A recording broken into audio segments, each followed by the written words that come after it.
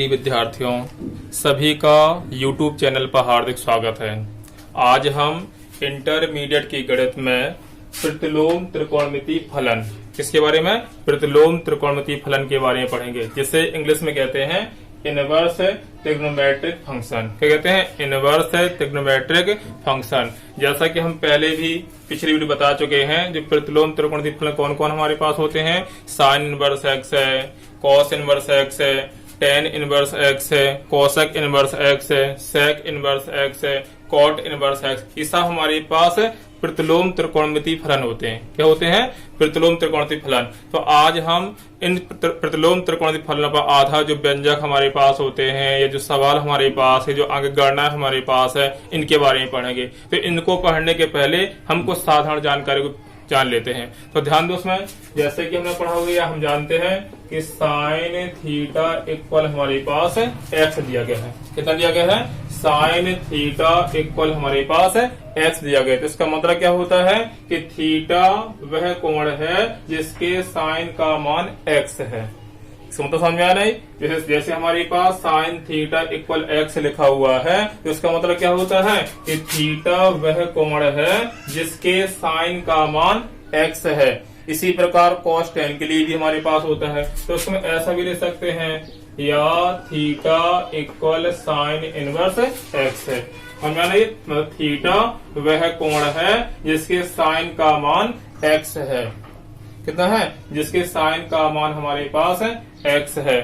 तो इसी से हम प्रतिलोम त्रिकोणमितीय फलन की परिभाषा भी निकाल सकते हैं। क्या निकाल सकते हैं? प्रतिलोम त्रिकोणमितीय फलन की परिभाषा। तो अब ध्यान दो इसमें, प्रतिलोम त्रिकोणमितीय फलन की परिभाषा क्या होती है। अब परिभाषा क्या होती है?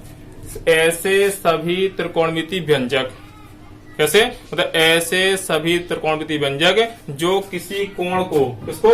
जो किसी कोण को उसके मान के रूप में निरूपित करते हैं या प्रदर्शित करते हैं, प्रतिलोम त्रिकोणमितीय फलन कहलाते हैं। क्या कहलाते हैं? प्रतिलोम त्रिकोणमितीय फलन कहलाते हैं। मतलब ये हमारे पास थीटा के मान को निरूपित कर रहा, इसको निरूपित कर रहा है, ये थीटा के मान को निरूपित कर रहा। तो ऐसे जो फलन हमारे पास होते हैं, इसको हम प्रतिलोम त्रिकोणमितीय फलन कहते हैं। क्या कहते हैं? प्रतिलोम त्रिकोणमितीय फलन। तो इसकी परिभाषा समझ आ गई होगी इसमें, प्रतिलोम त्रिकोणमितीय फलन ऐसे सभी त्रिकोणमितीय व्यंजक है। समझ आता है ये? मतलब ऐसे सभी त्रिकोणमितीय व्यंजक जो किसी कोण को, किसको? जो किसी कोण को उसके मान के रूप में निरूपित करते हैं या मान के रूप में प्रदर्शित करते हैं, तो ऐसे फलनों को हम प्रतिलोम त्रिकोणमितीय फलन कहते हैं। क्या कहते हैं? प्रतिलोम त्रिकोणमितीय फलन। अब ध्यान दो, हम प्रतिलोम त्रिकोणमितीय फलन के त्रिकोण के बारे में पढ़ेंगे। किस बारे में पढ़ेंगे? प्रतिलोम त्रिकोणमितीय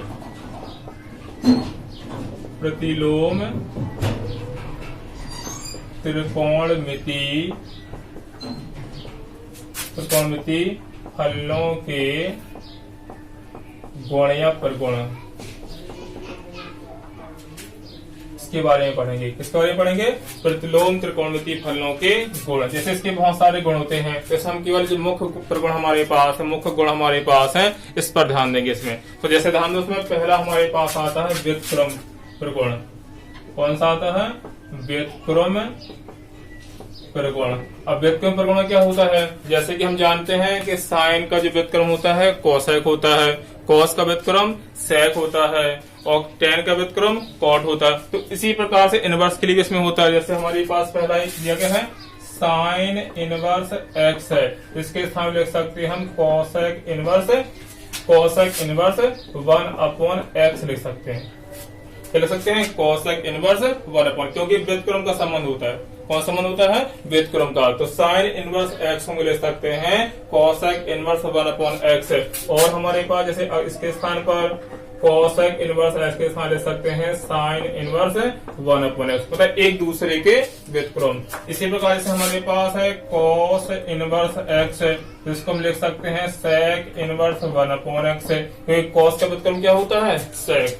और इसी प्रकार सेक इनवर्स एक्स बराबर लिख सकते हैं कॉस इनवर्स 1/x लिख सकते हैं। इसी प्रकार टेन हमारे पास है, टेन इनवर्स एक्स हमारे पास है, तो इसके लिख सकते हैं कॉट इनवर्स 1/x है, या कॉट इनवर्स एक्स बराबर टेन इनवर्स 1/x लिख सकते हैं। तो ये हमारे पास व्युत्क्रम त्रिकोण होगा। ऐसा समझ में आ गया होगा ना ये, मतलब जिस प्रकार से त्रिकोणमिति में पढ़ा हुआ है, त्रिकोणमिति सूत्र हमें याद है, तो उसी प्रकार से हम प्रतिलोम के सूत्र निकाल सकते हैं। सभी इसके जो सूत्र हमारे पास है त्रिकोणमिति के पिछले सूत्रों से मिलते जुलते ही हमारे पास है।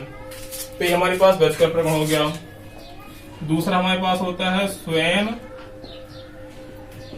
समंजक गुण। कौन सा होता है? स्वयं समंजक गुण। जैसे हमारे पास है, जैसे ये लिखा हुआ है साइन मतलब स्वयं से समंजक, तो साइन इनवर्स एक्स इक्वल हमारे पास क्या आ जाएगा? एक्स आ जाएगा। इसी प्रकार हमारे पास कॉस इनवर्स एक्स बराबर भी क्या आ जाएगा? एक्स आ जाएगा।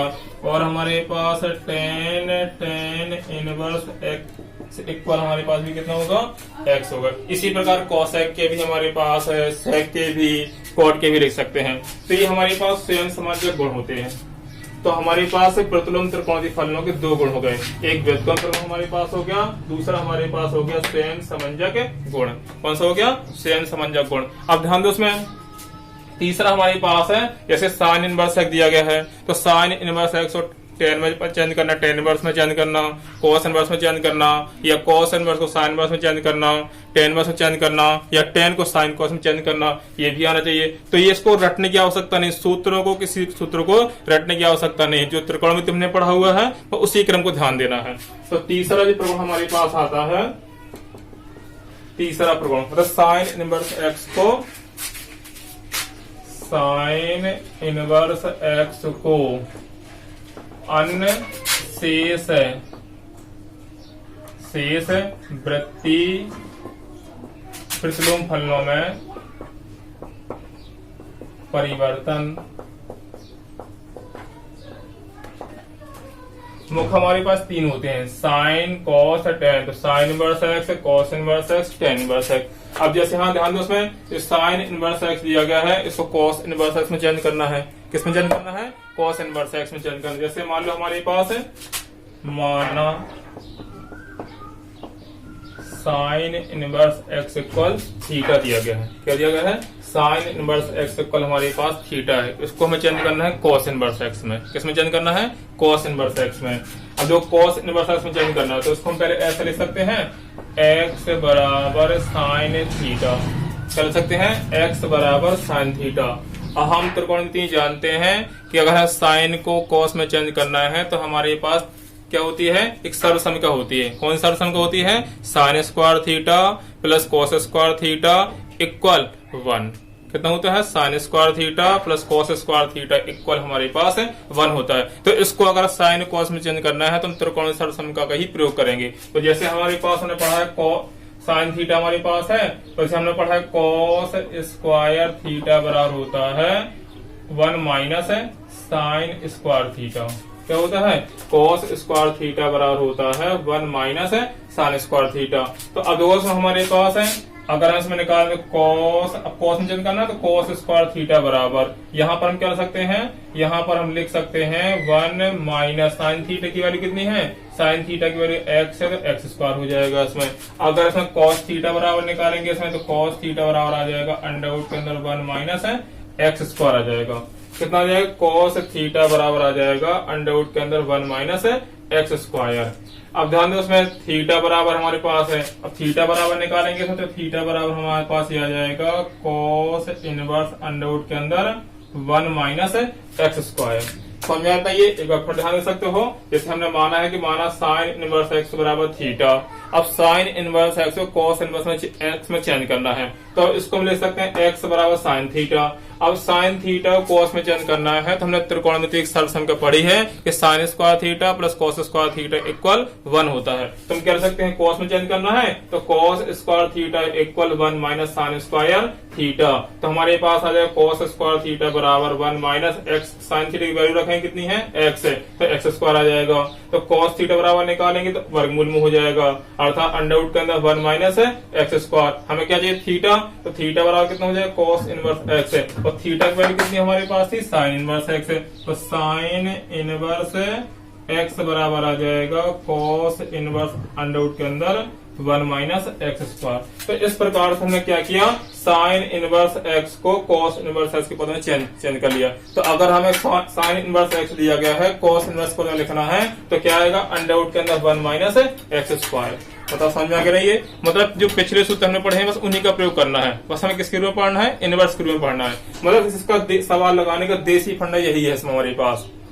वैसे तो बहुत सारे सूत्र बन जाते हैं, तो सब सूत्र इससे निकाले गए हैं, क्या किए गए हैं, इससे निकाले गए। मतलब मेन तरीका जो हमने त्रिकोणमिति पढ़े हुए हैं, त्रिकोणमिति सूत्र हमारे पास थे, बस केवल उन्हीं का ही प्रयोग करना है। उन्हीं से को हमें इनवर्स में चेंज करना है। किसमें चेंज करना है, इनवर्स में। अब जैसे मान लो साइन को हमें किसमें चेंज करना है, जो साइन हमारे पास दिया गया, साइन को हमें चेंज करना, टेन में चेंज करना है।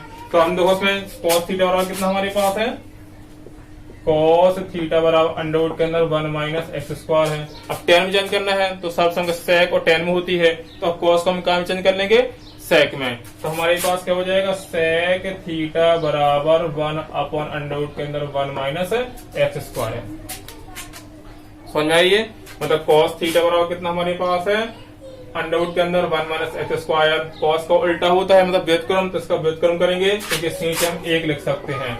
तो सेक थीटा बराबर आ जाएगा 1 अपॉन अंडर रूट के अंदर 1 माइनस एक्स स्क्वायर। इसको चेंज काम करना है, 10 में चेंज करना है। तो हमने पढ़ा हुआ है कि 1 प्लस 10 स्क्वायर थीटा बराबर सेक स्क्वायर थीटा। ये सब संग पढ़िए इसमें। तो हम इसमें क्या ले सकते हैं, 10 square theta equal sec square theta minus का 1। ठीक है, अब हम क्या करेंगे, सेक स्क्वायर थीटा की वैल्यू रख देंगे इसमें। तो हमारे पास ये है 10 स्क्वायर थीटा बराबर sec square theta 1 upon under root के अंदर 1 माइनस एक्स स्क्वायर। 1 हट जाएगा, माइनस का 1, तो इसका एलसीएम कितना आ जाएगा, 1 माइनस एक्स स्क्वायर आ जाएगा इसमें। तो यहाँ पर कितना 1 माइनस है, 1 का गुणा हो जाए तो माइनस 1 प्लस है एक्स स्क्वायर, 1 से 1 कट जाएगा। तो हमारे पास 10 थीटा बराबर कितना हो जाएगा इसमें, क्योंकि हमारे पास ये आ गया x square upon 1 minus X square. तो ये हमारे पास आ गया 10 थीटा बराबर एक्स अपॉन अंडर रूट के अंदर 1 माइनस एक्स स्क्वायर। और क्या था हमारे पास, इनवर्स निकाला, तो थीटा बराबर आ जाएगा 10 inverse X upon under root के अंदर 1 माइनस एक्स स्क्वायर। और थीटा किसकी वैल्यू है, साइन इनवर्स एक्स की। तो साइन इनवर्स एक्स बराबर हो जाएगा 10 inverse X upon under root के अंदर 1 माइनस एक्स स्क्वायर। तो दो साइन इनवर्स एक्स को हमने कॉस में चेंज कर लिया, कॉस इनवर्स में, और टेन इनवर्स में चेंज कर लिया। तो ध्यान दो, उसमें सूत्र हमारे पास क्या बन जाएगा, अगर हमारे पास साइन इनवर्स एक्स दिया गया है, कॉस में चेंज करना है, तो कॉस इनवर्स अंडर रूट के अंदर 1 माइनस एक्स स्क्वायर है। अगर 10 में चेंज करना है तो एक्स अपन अंडर रूट के अंदर 1 माइनस एक्स स्क्वायर। अब इसको हम थोड़े क्रम से लिखेंगे क्रम से। जैसे मान लो इसमें हमारे पास पहला सूत्र बन जाता है थीटा इक्वल, थीटा इक्वल कितना हमारे पास था, साइन इनवर्स एक्स है। तो साइन इनवर्स एक्स, अगर साइन इनवर्स कॉस में चेंज करना है तो कॉस इनवर्स अंडर रूट के अंदर 1 माइनस एक्स स्क्वायर होता है। अगर इसी को 10 में चेंज करना है तो 10 में चेंज करना है तो 10 inverse X upon under root के अंदर 1 माइनस एक्स स्क्वायर। मतलब ये पहला फॉर्मूला हो गया कि अगर साइन इनवर्स कॉस में चेंज करना है तो कॉस इनवर्स अंडर रूट के अंदर जो एक्स दिया गया है 1 माइनस एक्स स्क्वायर हो जाएगा। अगर इसी साइन को मैं कहाँ चेंज करना है, 10 में चेंज करना है तो 10 inverse X upon under root के अंदर 1 माइनस एक्स स्क्वायर हो जाएगा। अब याद कर सकते हैं क्योंकि सवाल लगाते समय अधिकांश में कंफ्यूज जाते हैं। जैसे पहले हमारे पास साइन इनवर्स एक्स है तो साइन इनवर्स को कॉस में तो आसानी से याद रहेगा कि cos inverse X under root के अंदर 1 माइनस स्क्वायर। 10 में कंफ्यूज आता है तो हम पता है हमें 10 बराबर क्या होता है, साइन बटे कॉस है। 10 बराबर क्या होता है, तो साइन बटे कॉस। तो साइन में एक्स है, कॉस में कितना है, अंडर रूट 1 माइनस स्क्वायर, तो अंडर रूट 1 माइनस, मतलब 10 बराबर साइन बटे कॉस, साइन बटे कॉस, मतलब साइन और कॉस के मान के अनुपात। इसी प्रकार दूसरा सूत्र हमारे पास थीटा बराबर मान लो कॉस इनवर्स एक्स है। अगर कॉस को साइन चेंज करना तो साइन इनवर्स है अंडर रूट के अंदर 1 माइनस एक्स स्क्वायर। अगर कॉस को 10 में चेंज करना है, किसमें चेंज करना है, कॉस को 10 में, तो 10 इनवर्स है, 10 इनवर्स है। अब तो 10 बराबर साइन बटे कॉस है, साइन का ये है, कॉस का ये है, तो अंडर रूट के अंदर 1 minus X square upon x होता है। समझ में आगे होकर ये। इसी प्रकार वो तीसरा हमारे पास आता है थीटा बराबर मान लो 10 इनवर्स एक्स है, तो साइन में चेंज करना है तो इसका होता है एक्स बटे अंडर रूट के अंदर 1 प्लस है एक्स स्क्वायर। इसका सत्यापन भी ऐसे ही कर सकते हैं हम। फिर इसके बाद कॉस में चेंज करना है तो cos inverse 1 upon under root के अंदर 1 प्लस है एक्स स्क्वायर। मतलब जो कुछ भी आएगा साइन में आएगा। एक्स आएगा, किसमें आएगा, साइन में आएगा, किसमें आएगा, साइन में। तो इस प्रकार से हम तीनों सूत्रों को याद रख सकते हैं। एक बार फिर ध्यान दे सकते हैं, जैसे हमारे पास साइन इनवर्स एक्स दिया गया है, कॉस में चेंज करना है, याद रहता है सर्वसंख्या से कॉस इनवर्स अंडर रूट के अंदर 1 माइनस एक्स स्क्वायर। अगर साइन को टेन में चेंज करना है तो टेन बराबर साइन बटे कॉस, तो साइन बटे कॉस, तो एक्स अपन अंडर रूट के अंदर 1 माइनस एक्स स्क्वायर। फिर इसके बाद अगर कॉस इनवर्स एक्स दिया गया है, साइन में चेंज करना है, तो ये भी हमें याद रहेगा, कॉस को साइन में चेंज करने के लिए अंडर रूट के अंदर 1 माइनस एक्स स्क्वायर आ जाएगा। अब टेन में चेंज करना है तो टेन बराबर क्या होता है, साइन बटे कॉस, साइन बटे कॉस, तो under root 1 minus X square upon X है। अगर टेन को मैं साइन में चेंज करना है तो एक्स अपॉन अंडर रूट के अंदर 1 प्लस एक्स स्क्वायर, इसमें देखो 1 प्लस एक्स स्क्वायर आता है। अगर कुछ आएगा तो काय में आएगा, साइन में, तो sine inverse X upon under root के अंदर 1 प्लस स्क्वायर। अगर कॉस में चेंज करना है तो cos inverse 1 upon under root के अंदर 1 प्लस एक्स स्क्वायर। आज के लिए इतनी पर्याप्त है। इसके शेष सूत्रों को हम अगली वीडियो पर ध्यान देंगे। धन्यवाद। Hey there. Subscribe to my channel. And also press this bell icon.